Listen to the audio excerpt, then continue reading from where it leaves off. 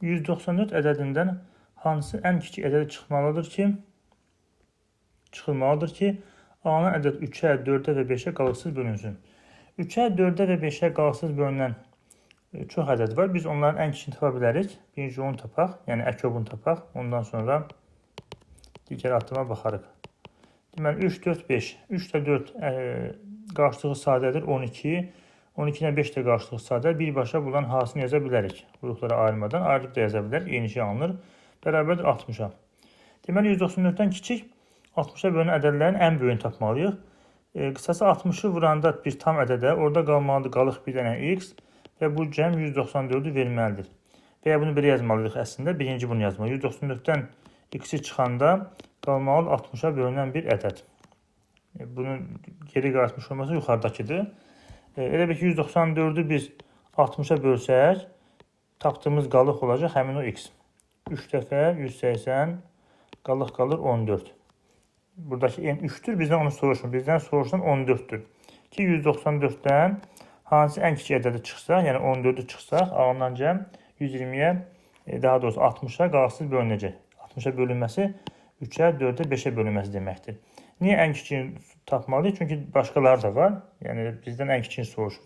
14 yox, 74 çıxılsaydı, alınan 120 o da bölünəcəkdir. 3-ə, 4-ə, 5-ə qalıqsız. Amma bizə ən kiçiyi lazımdır. Ən kiçiyi də 14-dür. Bunu 194-ü 60-a bölməklə alınan qalığa olduğunu görürük. Cavab C bəndi 14. Verilmiş ifadənin qiymətini hesablayın. Burada 2 dənə kökü cəmi verilib. Bu ifadəni bütövlükdə kvadrata yüksəldib yenidən kök almaqla da yazmaq olar. Hər bir kökü tək-tək parçalamaqla da yazmaq olar. Birinci kökü yaza bilərik. 11 üstəgəl 2 vurulsun 2 kök altda 7 şəklində. O da bərabərdir. 11 üstəgəlinsin 2 kök altda 28. Bunu ona görə yazacaq ki, kök altındakı ifadə kök A üstəgəl kök B-nin kvadratıdır. Biz burada A və B-ni tapırıq ki, çöldəki əsas köklə kvadrat bir-birini aparsın və içəridəki ifadə alınsın. Bunu sadələşdirsə alınır A üstəgəl 2 kök AB üstəgəlinsin B. Deməli, bizim yuxarıdakı ifadəni bunu müqayisə etsək, A üstəgəl B olmalıdır 11, yəni cəmi 11 olmalıdır. Biz elə A və B ədədlərini axtarırıq. Və AB hasildə olmalıdır 28. Bu şərtin ədədlər 7 və 4-dür. Onda kök altındakı ifadəni yazırıq.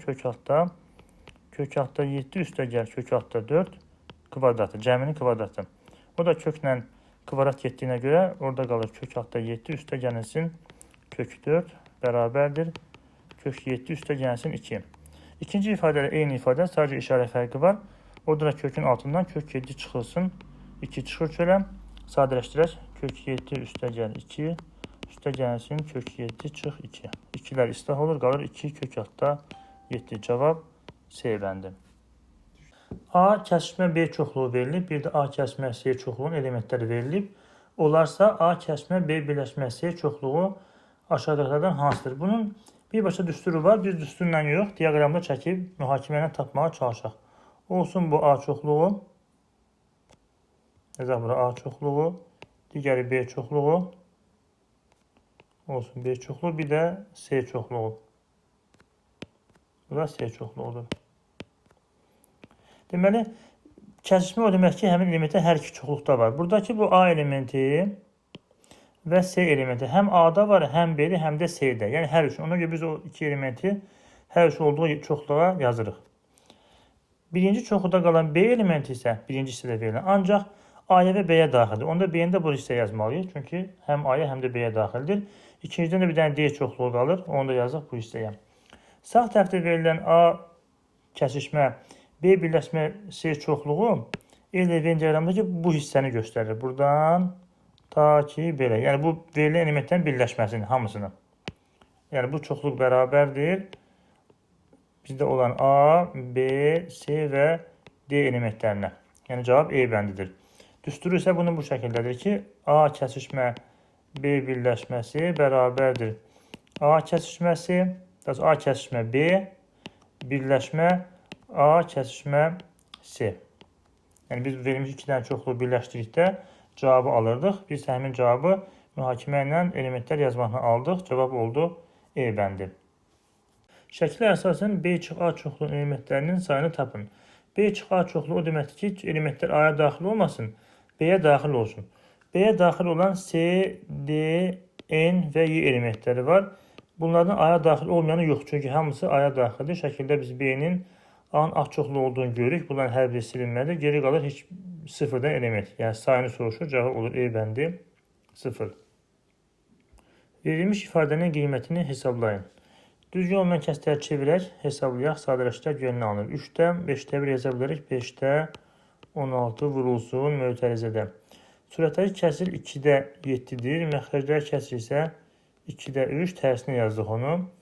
Bölünsün 3-də 4 yazmalıyıq. Vurulsun 4-də 3. İxtisar yaparsaq 3-lər gedir. 2-lər də gedir. Qalır 4-də 7. Yazaq 5-də 16 vurulsun 4-də 7. 4 ilə də 16 ixtisar gedir. Yuxarı qalır 4.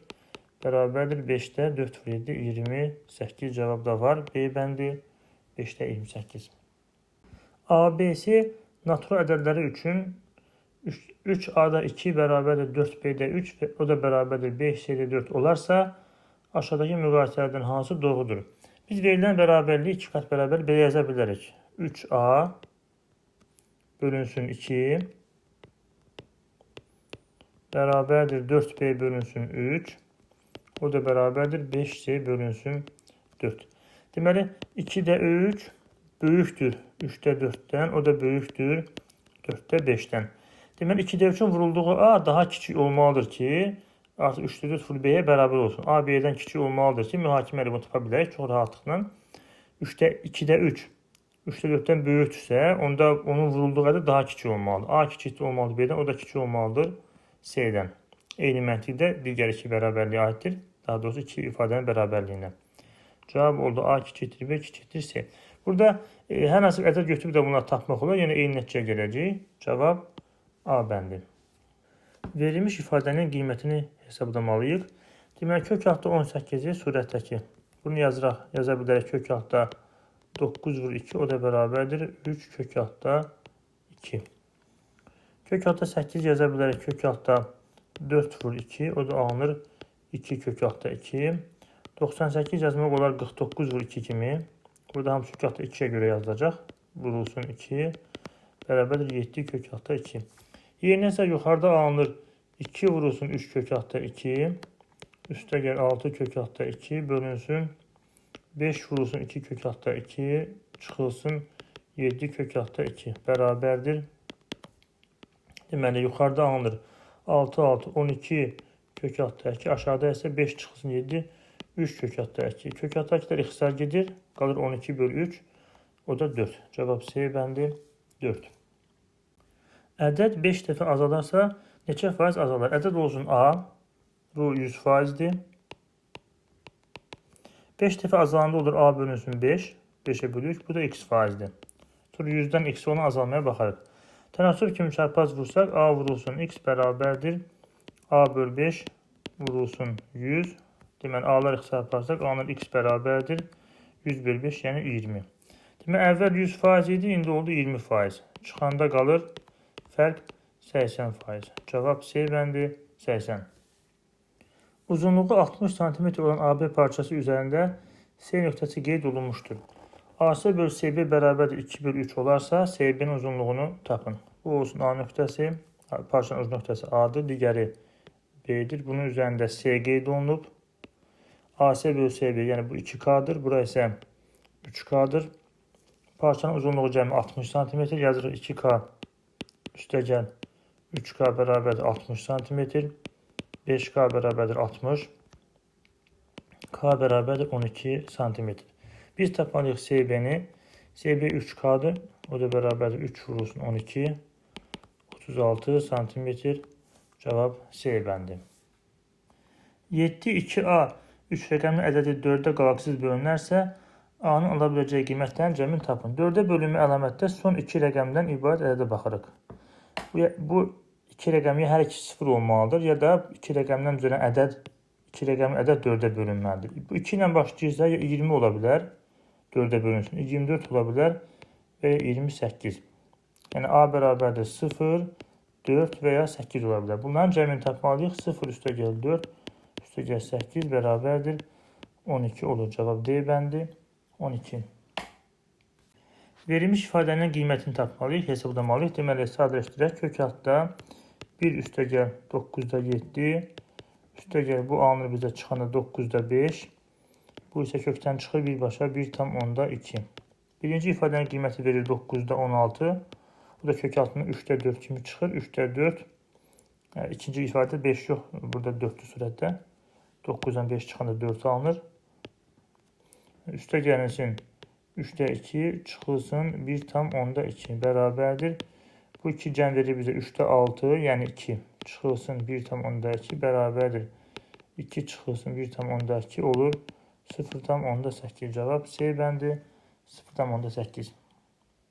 Bir işi 18 işçi 24 günə bitirərsə, 48 işçi neçə günə bitirər? İşçilərin sayı çox olduqda işi daha tez görə bilərlər.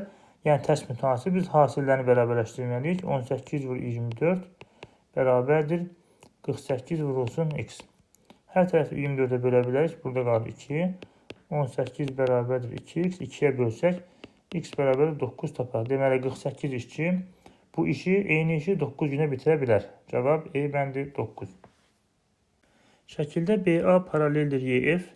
ABC 70 dərəcə, BCD 30 dərəcə və DEF 155 dərəcə olarsa, bucaq CDY-ni tapın. Fərqli üsulla yazmaq olar. Biz D nöqtəsindən AB və YF paralel bir xətt çəksək, bütün bucaqları tapmaq olacaq. Ta ki, bu xətt paraleldir. Deməli, D nöqtəsindən keçir və AB və YF paraleldir. Onda bucaqları qeyd edək. 70 dərəcə paralel şəkildə köçəcək. Bu bucağa 70 dərəcə. Çünki uyğun bucaqlardır. 30 dərəcə burada C bucağı verilib. 3 bucağın daxil bucaqları cəmindən bu D bucağını tapa bilərik ki, 80 dərəcə bərabər. Oxundan göstərmişəm aşağı. 3 bucağın daxil bucaqları cəmi 80 dərəcədir. 155 dərəcə olanda D bucağının bu sağ tərəfdəki hissəsi ilə bərabər olacaq. 180 çıxsın 155, 25 dərəcəyə. Çünki daxili bir tərəfli bucaqları. Biz tapmalıyıq CD'yi, bu da olsun x dərəcəli bucaq. Deməli, 80 dərəcə üstə gələnsin x, üstə gələnsin 25 dərəcə bərabərdir açıq bucağa, yəni 180 dərəcəyə. Onda alın x bərabərdir 75 dərəcə. Cavab C bəndi 75 dərəcə. Daxili bucaqları 2/3/5 nisbətində olan 3 bucağın ən kiçik daxili bucağını tapın. Daxili bucaqların nisbəti 2/3/5 onu biz onları 2K, 3K və 5K kimi yaza bilərik. Onda bunların cəmini bərabər edək 180 dərəcəyə. Alınır 10K bərabərdir 180 dərəcə. K bərabərdir 18 dərəcə. Biz tapmalıyıq ən kiçik daxili bucağı, yəni 2K-nı. O da bərabərdir 2 vurulsun 18 dərəcə. Bərabərdir 36 dərəcəyə. Cavab B bəndi 36 dərəcə. A kvadratı üstəgəl 1/A kvadratı bərabərdir 23 olarsa, A üstəgəl 1/A ifadəsinin müsbət qiyməti aşağıdakılardan hansı ola bilər? Deməli, yəqin bunun mənfi qiyməti də var. Biz A üstəgəl 1/A-nı kvadrata yüksəldək birinci. Sonra ondan kök alıb müsbət qiymətini seçərik. Bərabərdir A-nın kvadratı üstəgəl birincinin kvadratı üstəgəl 2 vur A vur 1/A üstəgəl ikincinin kvadratı. Sadələşdirək. Deməli, A kvadratı qalır. Bərabərdir A kvadratı. Üstəgəl A-lar ixtisar getsə üstəgəl 2 olur. Bir də üstə gəlsin 1/A kvadratı. Deməli, şərtdə bu cəm verilib ki, 23-ə bərabərdir. Yerinə yazarıq buradan. Bərabərdir 23 üstəgəl 2 bərabərdir 25. Deməli, axtardığımız ifadənin kvadratı 25-ə bərabərsə özü də ya müsbət ya mənfi 5-dir. Bizdə müsbət qiyməti soruşur. Cavab B bəndi 5. Şəkildə AB bərabərdir AD, BD bərabərdir DC və DBC bucağı 35 dərəcə olarsa, bucaq BAD-ni tapın. Deməli, BD tərəfi bərabərdir DC-yə. Onda C bucağı da B bucağına bərabər 35 dərəcə olmalıdır. BDC 3 bucağının D bucağı olmalıdır. 3 bucaqları daxil bucaqları cəminə görə 110 dərəcə və ya biz birbaşa bu sol tərəfdəki D bucağını qonşu olmayan daxil bucaqların cəmi kimi 70 dərəcə olduğunu yaza bilərdik. Deməli, fərqli rüşqanın rənginə qeyd edək. AD hissəsi bərabərdir AB-yə. Onda bu 70 dərəcə, rənglədim 70 dərəcə. Yuxarıdakı bucağa 70 dərəcəyə bərabərdir. A bucağını tapmaq üçün biz 180 dərəcədən 2-dən 70 dərəcənin çıxmalı. 180 çıxılsın 2 vur 70. Yəni bucaq A bərabərdir. 40 dərəcə alınır bizdən. B adi bucağı soruşulur. Onu tapmışıq. 40 dərəcə bərabərdir. Cavab A bəndi. M üstəgəl n bölünsün m çıx n bərabərdir A böl B olarsa A çıx B böl A üstəgəl B ifadəsini sadələşdirin. Birinci bərabərlikdən biz sağdan sol tərəfə doğru baxsaq A-nı yaza bilərik. M üstəgəl n vurulsun K. B isə m çıxılsın n vurulsun K. Sanki orada yazıb K-lar ixtisar gedib bərabər olub. İkinci ifadə bunlar yerinə qoymalıyıq. A-nın B-nin qiymətlərini. K-nı yazıb ixtisar aparmalıyıq və ya K-nın əvəzini yazmamalıyıq. Biz ümumi halda yazaq və ixtisar aparaq. A-nı yeni yazıram. M üstəgəl n vurulsun K. Çıxılsın m çıx n vur K. Məxrəcdə də eyni, amma üstə gəlməklə. M üstəgəl n vurulsun K. Çıxılsın m çıx n vurulsun K. Burada K-lar ixtisar gedir. Qalır yuxarıda m üstəgəl n çıx m üstə gəlinsin n. Məxrəcdə isə m üstəgəl n çıx m. Burada məxrəcdə üstə gəlmədi. Ona görə üstəgəl m çıx n. Yuxarıda m-lər gedir, n-lər qalır 2n. Aşağıda isə n-lər gedir, m-lər qalır 2m. 2-lər də ixtisar getsə qalacaq m bölünsün m. Cavab olur B bəndi n bölünsün m. Qarşılıqlı sadə olan iki ədədin hasili 30 olarsa, ərkobu ilə əbobunun cəmini tapın. Qarşılıqlı sadə ədədlərin ərkobu bu ədədlərin hasilinə bərabərdir, yəni ərkob 30-dur. Qarşılıqlı sadə olduğuna görə əboblar da 1-ə bərabərdir. Biz 30 ilə 1-in cəmini tapmalıyıq. 30 üstəgəl 1 bərabərdir. 31 D bəndi. Y, B, F və D nöqtələri çevrə üzərindədir. AY bərabərdir EB, BF bərabərdir FC və BNF qövsü 58 dərəcə olarsa, 58 bura yazaq. Bucaq BAC-ni tapın. Burada Y və F nöqtələrini birləşdirsək, üç bucağın orta xəttini çəkmiş oluruq. Bu məsələ həllindən bizə çox kömək edir. Çünki E bucağı uyğun bucaqdır, bərabərdir A bucağına. Rənglənmiş bucaqlar bərabərdir. Və digər tərəfdən E bucağı çevrə daxilində çəkilmiş bucaqdır, bərabərdir BNF qövsünün yarısına. Bucaq BYF bərabərdir 58 dərəcə bölünsün 2, yəni 29 dərəcə. Həm də bu bucaq bizim axtarılan A bucağına bərabərdir. Cavab olur D bəndi 29 dərəcə. Verilmiş ifadəni sadələşdirin. Surətdən A-nı çıxara bilərik mötərizə xaricinə. Alınacaq A vurulsun A üstəgəl B, çıxılsın 3 A üstəgəl B. Məxrəc olduğu kimi qalır. Surətdən A üstəgəl B-ni çıxarsa orta vuruq kimi A üstəgəl B vurulsun A çıx 3. Məxrəcdə də A üstəgəl B var. Bunlar ixtisar gedir, qalır A çıx 3. Cavab D bəndi A çıx 3. Verilmiş ifadənin qiymətini hesablayın. Surətdəki ifadəni həm də məxrəcdəkindən kök altdan çıxartmaq olmur. Ona görə surətdəki cəmlər verildiyinə görə təkcə surəti kvadrata yüksəldib yenidən kök altına salacaq ki, ifadə sadələşsin. Üstə gəlinsin kök altda 5 çıx kök 7-nin kvadratını tapaq. Sonra yenidən kök altda yazaq ki, tam doğru olsun. Demək, birincinin kvadratı 5 üstə gəl kök altda 7, üstə gəl 2 vurulsun. Birinci ifadə 5 üstə gəl kök 7 vurulsun ikinci ifadə 5 çıxılsın kök altda 7 üstə gəl ikincinin kvadratı. O da kök 7 qalır 5 çıx kök 7. Kök 7-lər islah olur, qalır 10 üstə gəlsin 2 kök altda A plus B A minus B-dir. 5-in kvadratı çıxılsın kök 7-nin kvadratı. O da bərabərdir 10 üstə gəl 2 kök altda 18. 18 olur kökün altında 9 vur 2. Oradan 3 çıxır kölə 2 vur 3 6 kök altda 2. Demək, surətdəki ifadə bizə alındır. Kök alındı 10 üstə gəlsin 6 kök altda 2-yə bərabərdir. Yazaq yerinə kök altda 10 üstə gəl 6 kök 2. Məxrəcdə isə kök altda 5 üstə gəl 3 kök altda 2. İkisini bir kökdə yazsaq, kəsir kimi 10 üstə gəl 6 kök 2-dən deməli 2 çıxara bilərik mötərizə xaricinə. 5 üstə gəl 3 kök altda 2. Eyni ifadə də məxrəcdə var. Və onlar ixtisar gedir, qalır kök altda 2. Cavab A bəndi kök altda 2. Tərəflərin uzunluqları ABC olan üç bucaqda A kvadrat cıq B kvadrat 9 və üçbucağın perimetri 16 cm olarsa C 2 cm-dir. Biz A kvadrat cıq B kvadrat yaza bilərək A cıq B vurulsun A üstə gəl B və bunlar tam ədədlərdir. 9 yazmalıyıq 2 dənə hasil kimi. Bu ancaq 1 vur 9 ola bilər. Çünki 3 vur 3 olsa B 0 olur. Deməli A cıq B 1-dir. A üstə gəl B isə 9. Bu ancaq 5 və 4 ədədlərində ödənir. Yəni A bərabərdir 5 olsa, B bərabərdir 4 olsa, fərqi bir cəmi 9 olacaq. Perimetri 16-dır. Bu A və B-ni tapma ehtiyac yoxdur. Buradan da cəmindən istifadə edə bilərdik. Deməli A üstə gəl B üstə gəl C bərabərdir 16-dır. A üstə gəl B 9 olanda üstə gəl C bərabərdir 16 yazsaq, C bərabərdir 7 alınır. Cavab D bəndi 7.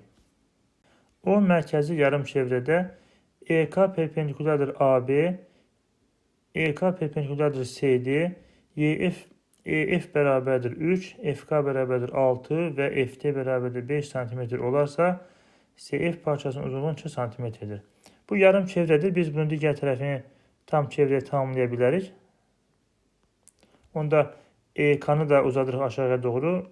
Olsun tutaq ki, burada da bir dənə P, KP. E-dən K-yə qədər hissə, EK hissəsi 9-dur, onda KP də 9-dur. Vətənlərin hasildən bərabərini yazsaq, olmalıdır CF vurulsun FD, o da bərabərdir. YF vurulsun, EF vurulsun FP. Verilənlər yerinə yazaq, CF vurulsun FD 5-dir, bərabərdir EF. Demək bizdə 3 cm-dir, vurulsun FP isə 6 üstə gəl 9 olur 15. 15-dən 5 çıxsa gedir, burada qalır 3. Deməli, CF bərabər olur 9 cm. Cavab 9. Kökatda 15 çıx bir ədədin tam hissəsini tapın. Kökatda 15-dən təxminən çıxır 3,9. Biz tam hissəni tapmalıyıq. Ona görə kəsr hissəsinə fikir vermirik. 3,9 buraya təxmini. Çıxılsın 1 bərabərdir 2,9 alınır. Bizdən tam hissəni soruşur. Tam hissə də 2-yə bərabərdir. Cavab 2. Bağban yığılmış məhsulun 15%-ni satır. Qalan məhsul 42,5 kg olarsa, yığılmış məhsul neçə kiloqram idi? Deməli, 15%-ni satırsa, geri qalır 100 çıxılsın 15, 85%. 85% 42,5-dir. Biz hamısını tapmalıyıq. 100% də x. Çarpaz vursaq, 85 vurulsun x bərabərdir. 42,5 vurulsun 185. 42,5-in 2 qatıdır. Ona görə xisarpazaq burada qalır 2. 2x bərabərdir 100. X bərabərdir 50 kiloqram. Neçə kiloqram idi? 50 kiloqram. Cavab 50. Verilmiş ifadənin qiymətini hesablayın. Burada birinci vuruqlarda birinci ifadə 4% çoxdur. İkinci vuruqlarda isə ikincidəki 4% çoxdur. Buna görə bundan istifadə edək. Plus 4 üstə gəl 4 yazmaqla sadələşdirməyə çalışaq. Kök altında. Demək 860 yazırıq. 856 üstə gəl 4 vurulsun 865 çıxılsın 856 vurulsun 865 üstə gəl 4. Mötərizəni açaq, sadələşsək biraz da. Deməli birinci olur 856 vurulsun 865 üstə gəl 4 vurulsun 865 çıxılsın 856 vurulsun 865 çıxılsın 856 vurulsun 4 bərabərdir. Deməli birincilər və üçüncü gedir, islah olur, geri qalır 4-ü çıxarsa mötərizə xaricinə 865 çıxılsın 856. O da fərqi verə bizə 9. Kök altda 4 vur 9 bərabərdir. Kök altda 36. O da bərabərdir 6. Cavab 6. A kiçikdir, B kiçikdir 0, o da kiçikdir C olarsa uyğunluğu müəyyən edin.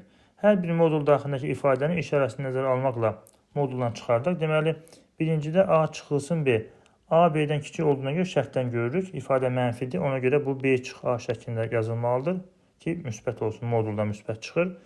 C onsuz da müsbət olduğu kimi yazılır. B isə mənfidir. Ona görə çıx B yazılır. Əksinə çıxır moduldan bərabərdir.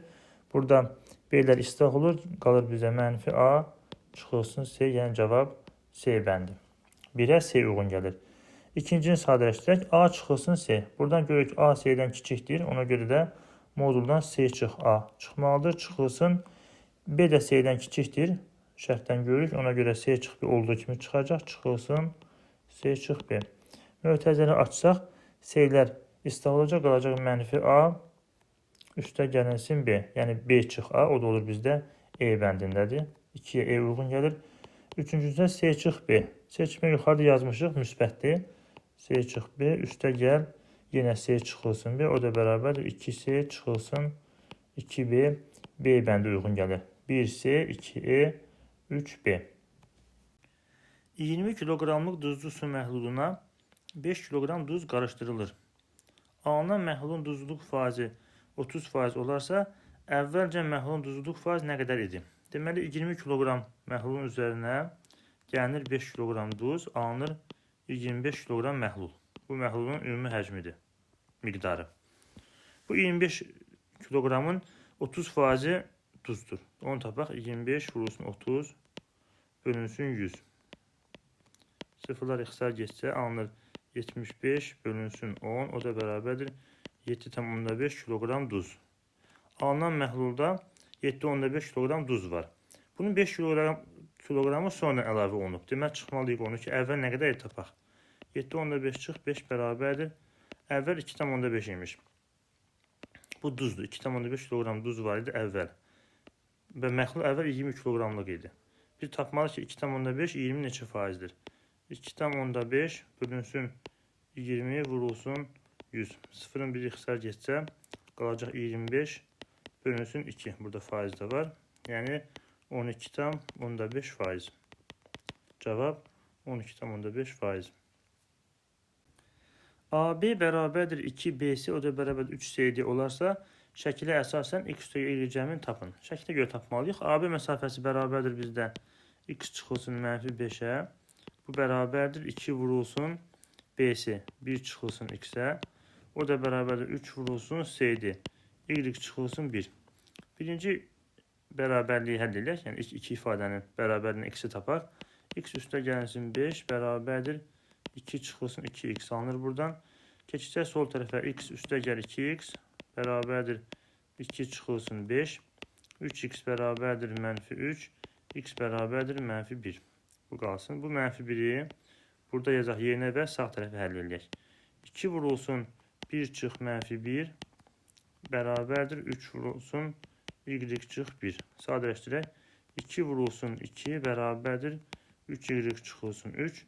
3-ü sol tərəfə keçirsək 4 üstə gəl 3 bərabərdir 3y. 3y bərabərdir 7. Y bərabərdir 7 böl 3 və ya 2,3/1. Y ilə x-in cəmini tapmalıyıq. Mənfi 1 üstə gəl 2,3/1 bərabərdir 1,3/1 və ya 3/4. Cavab 1,3/1. İspat edin ki, verilmiş ifadənin qiyməti 4K bölünsün 3/19-a bərabərdir. Verilmiş ifadənin hər bir kəsim məxrəcindəki vuruqlara görə biz belə bir şey yazaq, sonra əlaqələndirək ondan. 3/1 çıxılsın 7/1 olsa, bu orta məxrəcə gətirəndə olur 3 vur 7, yuxarıda isə 7 çıx 3, 3 vur 7-də 4. Amma bizdə yuxarıda K-dır surətdə. Amma olmalıdır 3 və 7-nin fərqi 4 olmalıdır. Ona görə biz o ifadənin yuxarısını 4 olacaq şəkildə yazırıq. Deməli, verilmiş ifadəni köçürək bura. K bölünsün 3 vur 7, üstə gəl. K bölünsün 7 vur 11, üstə gəl. K bölünsün 11 vur 15, üstə gəl. K bölünsün 15 vur 19. Amma bizdə ifadə gərək belə ola. 4 bölünsün 3 vur 7, üstə gəl 4 bölünsün 7 vur 11 və hər biri 4 ilə də 4 bölünsün 11 vur 15 və 4 bölünsün 15 vur 19.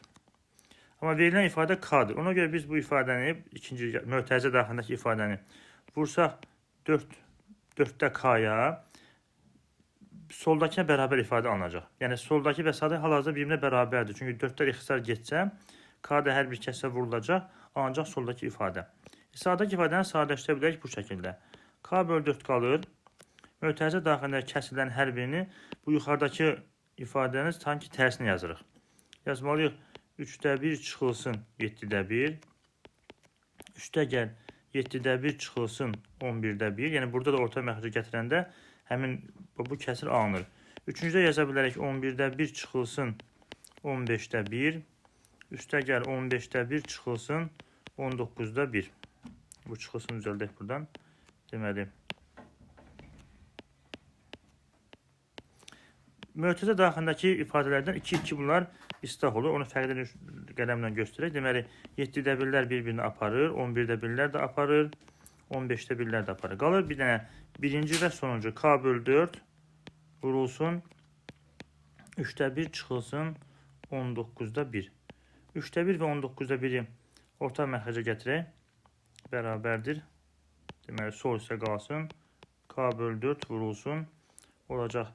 Deməli, orta məxrəc 3 vur 19. Yuxarıda isə 19 çıxılsın 3. 19 çıx 3. 16'ya bərabərdir. K bölü 4 vurulsun. 16 bölünsün 3 vur 19. 16'dan 4 ixtisar geçsə, yuxarıda bir dənə 4 qalır. Onu da əvvəldəki kimi yazırıq. Verilən yuxarıdakı ispat olunmalı ifadə kimi 4K bölünsün 3 vur 19. İspat elədik ki, verilən ifadənin qiyməti 4K bölünsün 3 vur 19'a bərabərdir. Misalın isbatda istifadə edilmiş ən vacib hissə bu aşağıdakı 3 və 7'nin fərqinin və ya 7-11 fərqi yoxdur hamısında. O fərqin 4 olmasıdır və onu da biz mötərizə xaricine çıxartdıq 4'də 1 kimi. İmtahanın təşkili üçün bir sinif otağında eyni sinifin şagirdləri və bütün otaqlarda bərabər sayda şagirdlər olmaqla ən az 2 sinif otağı lazımdır. Deməli, sinif otaqlarının sayı az olması üçün hər sinifdə şagirdlərin sayı çox olmalıdır. Məsələn, mətndə verilib ki, 5-ci sinifdə 506 şagird var, 6-cı sinifdə isə 220 şagird. Bunların hər ikisinin bölündüyü ən böyük ədəd tapmalıyıq, yəni əbob tapmalıyıq. 506-nı vuruqlara ayıraq, 506 2'ye bölünür, alınır 253. 253 2'ye bölünmür, 3'e bölünmür, 7'ye bölünmür, 11'e bölünür. 11'e bölünse alınır 23. 23 23'e 1. 220 bölünür 2'ye, cütlü sıfırdan kurtarır. Bir de 5'e bölək ki, arxadakı sıfır silək, qalsın burada 22. 22 2'ye 11, 11 de 11'e 1. Deməli, əbob tapmalıyıq. Əbob 506 və 220 bərabərdir. Burada baxsaq görək, ortaq 2 var, bir də 11 var. 2 vur 11, yəni 22 nəfər. Hər sinifdə 22 şagird olmalıdır. Deməli, 506 nəfər 5-ci sinifi bölürük 22-yə. Üstə gəlinsin, 220 bölünsün, yenə də 22 nəfər. Bərabərdir. 506-nın 22-yə bölündü 23 alınır. Burada görünür sol tərəfdən. 23, üstə gəlsin, digəndə alınır 10. Cavab olur 33 nəfər. Daha doğrusu 33 sinif. Siniflərin sayını soruşur, 33 sinif lazımdır. 5-ci sinifə qəbul olan 75 şagirdin 64%-i şahmat və ya dama oyunlarına hazırlıq dərnəyinin ən az birinə yazılır. 75'in 64%-ni tapaq. 75 vurulsun 64 bölünsün 100. 75 ilə 100 ixtisar gedir 25'ə. 3 vur 64 bölünsün 100. O da bərabərdir. Buradan yazaq. Sağ tərəfdə diagram çəkməliyik. 100 yox, 4'dür bu. 25'e böldük. Aşağıda qaldı 4. 64 4'e bölünsə 16 qalır. 3 vur 16 bərabərdir 48. 26 nəfər şahmat dərnəyi yazdıq. Onun üçün diaqramı çəkək. Sonra oradakı elementlərin sayını diaqramın daxilinə yazarıq. Bu da oldu. Birinci oldu şahmat dərnəyi, ikinci oldu dama D ilə yazırıq. Və bunların bütöv, hər ikisi olanların sayı isə 48 nəfərdir. 26 nəfər şahmat dərnəyindədir. Deməli, bu hissə 26 nəfərdir. 26. Onda yalnız dama yazılanların sayı 48 çıxılsın 26 olacaq. Yalnız dama bərabərdir 22 nəfər. Yazılan buraya 22. Altına xətt çəkirəm ki, bu elementlərin sayını bilir. 22 ədədi deyil orada. Çoxlu elementi. Növbəti cümlədə deyir ki, hər iki dərnə yazılan şagirdlərin sayı isə, yəni bizim axtardığımız bu x-də, çünki onu soruşur axırda. X isə bərabərdir. Yalnız damaya yazılanların sayından, yalnız dama, yəni 22-dən 8 nəfər azdır. O da bərabərdir 14 nəfər. Yəni burada olmalıdır 14. Bizdən də onu soruşur. Cavab 14. İmtahanda 600-dən yuxarı bal toplayan şagirdlərin 18 nəfəri 6-cı sinifə, 24 nəfər isə 5-ci sinifə qəbul edilən şagirdlər arasındadır. 6-cı sinifə qəbul edilən şagirdlərin 40%-i 600-dən yuxarı bal toplayan şagirdlər olarsa, 2 sinifə qəbul edən bütün şagirdlər neçə faizi 600-dən yuxarı bal toplayan şagirdlər. Burada məlumatlar biraz çoxdur. Diqqətlə baxaq. 6-cı sinifə qəbul edilən şagirdlərin 40%-i 600-dən yuxarı toplayır. Bu 40%-i 18 nəfərdir. Yuxarıda deyil. 6-cı sinifdədir bunların 18 nəfər. Deməli 40%-i 18 olan ədəd tapmalıyıq. 18 vurulsun 100 bölünsün 40. İxtisar yaparsaq, deməli 0 ilə 0, 180 bölünsün 4 bərabərdir 45 nəfər. 45 nəfər 6-cı sinifə qəbul olunub. Bunlardan da 6-cı sinifdə 45 nəfər var. Bunlardan 18-i 600-dən yuxarı bal toplayır. 5-ci sinifdə isə 600-dən yuxarı bal toplayan şagirdlərin sayı 24 nəfərdir. Biz tapmalıyıq 5-ci sinifdə cəmi neçə şagird var. O şagirdlərin sayı da 29-cu sualda verilib. 75 nəfərdir. Şahmat və damadan baxmışdıq, hesablamışdıq. 75 nəfər də 5-ci sinifdə var. Məsələn, şərtdə soruşur ki, ən axırda 2 sinifə qəbul edən bütün şagirdlərin, yəni 145 və 75-in cəmi 100 neçə olur? 120.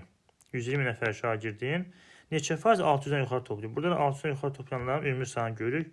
42. Yəni 42 120 neçə faizdir? Onun üçün biz 42-ni bölürük 120-yə və vururuq 100%. Sıfırları silsək alınır 420 bölünsün. Burada faiz var. 12%.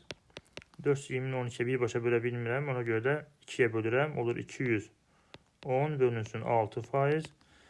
216-ya böləndə alınır 3, 35%. Deməli, hər iki sinifdəki şagirdlərin ümumilikdə sayının 35%-i 600 balı keçib. Cavab 35%.